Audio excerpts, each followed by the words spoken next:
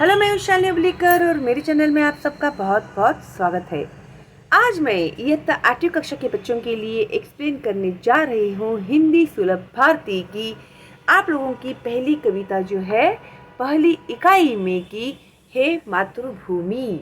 हे मातृभूमि यानी मातृभूमि यानी मातृ यानी मदर, माँ। हमारी ये जो धरती माता है, धरती है, उसे हम लोग माता कहते हैं। ओके, इसके लिए इसका नाम है हे मातृभूमि। और ये कविता लिखी हुई है राम प्रसाद बिस्मिल जी ने। परिचय यानी इंट्रोडक्शन है। उनका जन्म 1897 शाहजहांपुर उत्तर प्रदेश, मृत्यु 1927 गोरखपुर उत्तर प्रदेश। परिचय इंट्रोडक्शन। राम प्रसाद बिस्मिल भारत के महान स्वतंत्रता सेनानी ही नहीं बल्कि उच्च कोटि के कवि, अनुवादक, बहुभाषाविद व साहित्यकार भी थे। अभी ये जो कवि राम प्रसाद बिस्मिल जी है, ये एक फ्रीडम फाइटर थे। ओके, जब हमारा देश अंग्रेज़ों का गुलाम था, तभी उन्होंने हमारे देश की आज़ादी के लिए लड़ाई में भाग लिया हुआ था।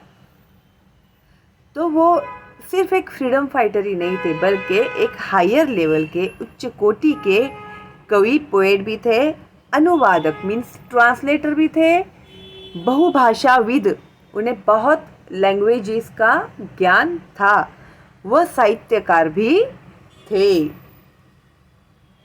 आपने देश की आज़ादी के लिए अपने प्राणों की आहुति दे दी। अपने देश को फ्री करने के लिए उन्होंने अपना जान समर्पित कर दिया, अपने प्राणों की आहुति दी।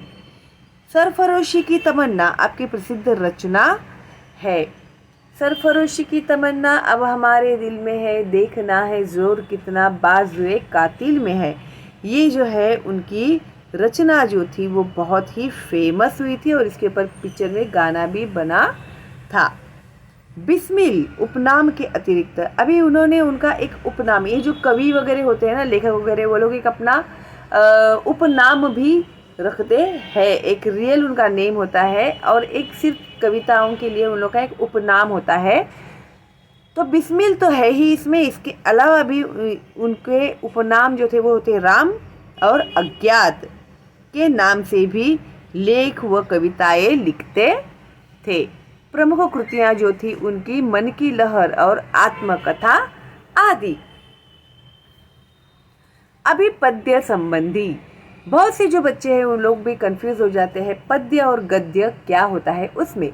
और जब मैं तुम लोगों की उम्र की थी ना, तो मैं भी ऐसे ही कंफ्यूज होती थी कि अरे गद्य पद्य क्या होता है भाई, गद्य किसे कहते हैं और पद्य किसे कहते हैं।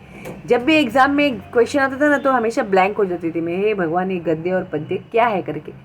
लेकिन मुझे तो बताने वाला कोई नहीं था, मैंने अपने आप से ही समझा था। लेकिन आपको मैं बताने वाली हूँ, पद्य यानी कविता होती है और गद्य यानी लेसन्स होते हैं। ठीक है, तो पद्य संबंधी अभी इस कविता में हम लोग क्या सीखने वाले हैं। तो प्रस्तुत कविता में क्रांतिकारी एवं स्वतंत्रता सेनानी, ओके, क्रांतिकारी एंड स्वतंत्रता सेनानी, फ्रीडम फाइटर कवि राम प्रसाद बिस्मिल जी ने मातृभूमि के प्रति अपने प्रेम एवं भक्ति भाव को व्यक्त किया है। अपने देश के प्रति, अपने मातृभूमि के प्रति उन्होंने इस कविता में प्रेम और भाव व्यक्त किया है, भक्ति भाव। ओके, भक्ति भाव व्यक्त किया है।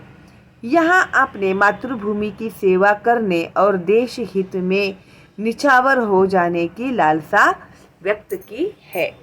तो इन्होंने इस कविता में हमारे देश के लिए, हमारी मातृभूमि की सेवा करने की और हमारी मातृभूमि के ऊपर निछावर हो जाने की लालसा यानी उम्मीद, आशा व्यक्त की है। तो देखते हैं भाई क्या है हमारी इस कविता है मातृभूमि, और इस कविता के द्वारा राम प्रसाद बिस्मिल क्या मैसेज हम लोगों को देना चाहते हैं। हे मातृभूमि तेरे चरणों में शीश नवाऊं। हे मातृभूमि, हे मदर अर्थ, तेरे चरणों में शीश नवाऊं।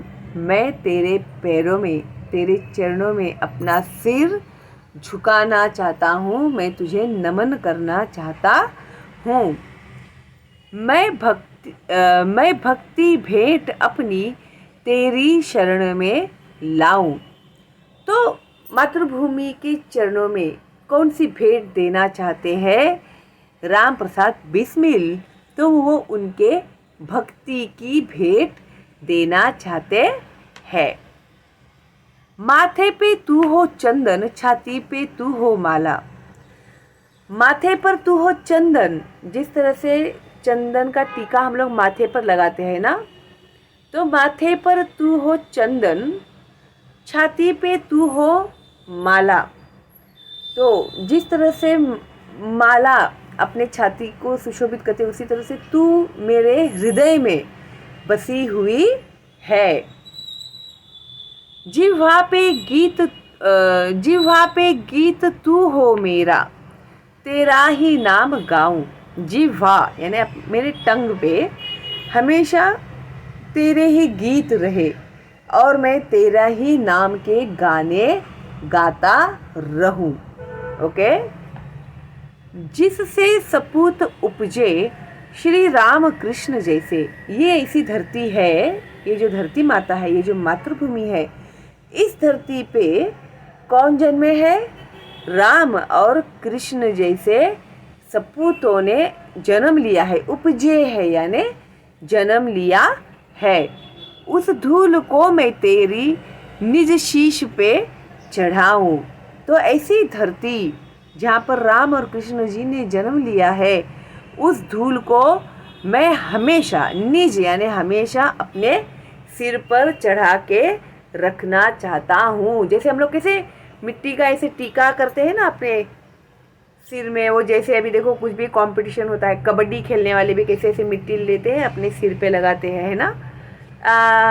देखा है मैंने ऐसे बहुत सारे प्लेयर्स जो होते हैं ना, जाते हैं कभी भी मैदान में तो पहले मिट्टी को छूते हैं और अपने सिर पे लगाते हैं। तो उन्हें अभिमान है अपने देश की मिट्टी का, हमारी मातृभूमि का अभिमान है, गर्व है। और यही हमारे कवि भी कह रहे हैं। माई समुद्र जिसकी पदरज को नित्य धोकर। माई समुद्र जिसकी पदरज को नित्य धोकर, करता प्रणाम तुझको, मैं वे चरण दबाऊं। अब ये जो समंदर है, समंदर की लहरें कैसे आती है? जमीन पर आती है और फिर वापस चली जाती है ना। तो ये लहरें क्यों आ रही है? तेरे चरणों को धोने के लिए। ये जो तेरे जिसकी समुद्र जिसकी पदरज को नित्य धोकर, करता प्रणाम तुझको। तो तेरी जो धूल मिट्टी है उसको वो धोकर तुझे प्रणाम करता है। मैं वे चरण दबाऊं। तो ऐसे ही तेरे पवित्र जो चरण है उसे मैं दबाऊं। सेवा में तेरी माता मैं भेद भाव तज कर। अभी जब हम लोग हमारे देश की सेवा के लिए उतर पड़े हैं मैदान में, तभी हम लोगों को भेदभाव का भी त्याग करना चाहिए। तो ऐसे ही कवि क्या कहते हैं कि मैं अब तेरी सेवा में उतरा हुआ हूँ, मैं भेदभाव तज कर। क्या तज कर? किसका त्याग किया है? मैंने त्याग किया है, ठीक है। जिसका मैंने त्याग किया है वो है भेदभाव। भेदभाव यानी क्या होता है? जैसे हम डिफ्रेंशिएट करते हैं, हायर लेवल के लोग, लोअर लेवल के लोग, है ना, रिच एंड पुअर। तो ये डिफ्रेंशिएट जो है दुनिया में, उसे मैं भुलाकर सबको एक समान समझकर मैं सेवा करूँगा। वह पुण्य नाम तेरा प्रतिदिन सुनूं सुनाऊं। मातृभूमि का जो ये नाम है पुण्यवान है, पुण्य है, पवित्र है। प्रतिदिन सुनूं सुनाऊं, मैं हर रोज सुनूंगा भी और दूसरों को सुनाऊंगा भी। तेरे ही काम आऊं, तेरा ही मंत्र गाऊं। जब तक मैं जिंदा हूँ, जब तक मेरी सांस चल रही है, मैं तेरे ही काम आना चाहता हूँ। तेरा ही मंत्र गाऊं, जीवन भर में तेरा ही मंत्र गाना चाहता हूँ। मंत्र यानी जिसका हम लोग बार बार उच्चारण करते हैं उसे मंत्र कहते हैं। तो वे मातृभूमि का उच्चार करना चाहते हैं, इसीलिए वो कहते हैं कि मैं हमेशा तेरा ही मंत्र गाना चाहता हूँ। मन और देह तुम पर बलिदान में जाऊं, मेरा तन और मन दोनों भी मैं तुझ पर बलिदान करना चाहता हूँ, सेक्रीफाइस करना चाहता हूँ। ऐसे कवि राम प्रसाद बिस्मिल इस कविता के द्वारा कहना चाहते हैं। और बहुत अच्छी है ये कविता। और हम लोगों को भी हमारी मातृभूमि के लिए, भले अभी इन लोगों की सेक्रीफाइस, इन लोगों ने जो कुछ भी किया हमारे देश के लिए, तो हम लोगों को इतना अच्छा रेडी फ्रीडम वाला देश मिला है, स्वतंत्र देश मिला है। तो हम लोगों की भी रिस्पॉन्सिबिलिटी है कि हमें भी हमारे देश के लिए कुछ न कुछ करना चाहिए, हमारे देशवासियों के लिए कुछ न कुछ करना चाहिए, है ना। तो अभी हम लोग क्या होता है, जनरली पढ़ते लिखते हैं, पढ़ाई लिखाई करके मैं इंजीनियर बनूंगा, मैं डॉक्टर बनूंगा, मैं ये करूंगा, मैं वो करूंगा, मैं इतने पैसे कमाऊंगा, मैं गाड़ी लूँगा, मैं बंगला खरीदूंगा, है ना, मैं पूरा दुनिया घूमूंगा, मैं वर्ल्ड टूर करूंगा। ये सब हमारे सपने होते हैं, क्या नहीं। तो ठीक है, ये हमारा स्वार्थ हो गया है, क्या नहीं। लेकिन अभी हम लोग इतना सब करने वाले हैं, इतना पढ़ लिखने वाले हैं, इतना कमाने वाले हैं, तो हम लोगों की रिस्पॉन्सिबिलिटी है कि हमारे देश के लिए भी मैं कुछ करूं। अगर मैं डॉक्टर बन रहा हूं तो मैं कहीं एक गांव में जहां पर बिल्कुल डॉक्टर लोग नहीं है, वहां पर एक दवाखाना खोलने की मैं कोशिश क्यों न करूं, है ना, ताकि वहां पर जो लोग रह रहे हैं उन लोगों का भी इलाज हो, है ना।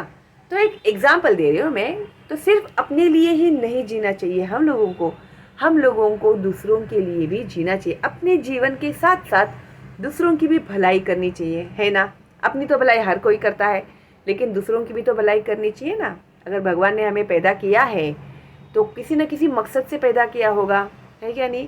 तो थोड़ा बहुत हम लोगों को दूसरों के भी काम आना चाहिए, थोड़ा निस्वार्थ भाव से काम करना चाहिए। ये मेरी एक पर्सनल थॉट है, ओके। मैं यही इसी बात पे मैं भरोसा करती हूँ और मैं चाहती हूँ कि हर कोई अगर थोड़ा भी सोचे ना, 1% ही सही ऐसे देने की भावना रखे ना, किसी को भी मदद करने की भावना रखे, तो बहुत भला हो जाएगा इस दुनिया का, हमारे देश का।